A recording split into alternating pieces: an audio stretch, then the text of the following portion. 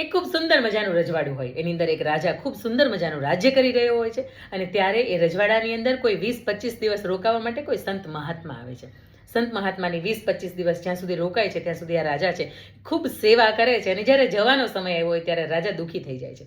સંતને કહે છે કે પ્રભુ, આપ જ્યારે અહીંયા હતા ત્યારે ખૂબ ભર્યું ભર્યું લાગતું હતું. આપ જ્યારે અહીંયાથી જઈ રહ્યા છો ત્યારે મને તમે આશીર્વાદ રૂપે કોઈ એવો મંત્ર દેતા જાઓ કે મારા જીવનની અંદર જ્યારે પણ મુશ્કેલીઓ આવે ત્યારે હું હિંમત ના હારું અને ગર્વભેર એની સાથે હું લડી શકું.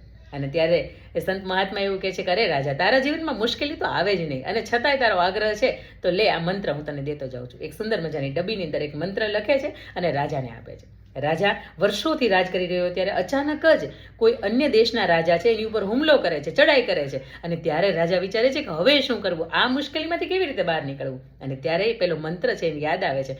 મંત્રની ચિઠ્ઠી છે એ ખોલે છે, એની અંદર લખ્યું હોય, આ સમય પણ જતો રહેશે. અને રાજા ગર્વભેર, હિંમતભેર પોતાના સૈન્યની સાથે એની ઉપર આક્રમણ કરે છે. અને એ જે રજવાડું હોય એ સામેનું એને રાજાને હરાવીને પોતે જીતી જાય છે.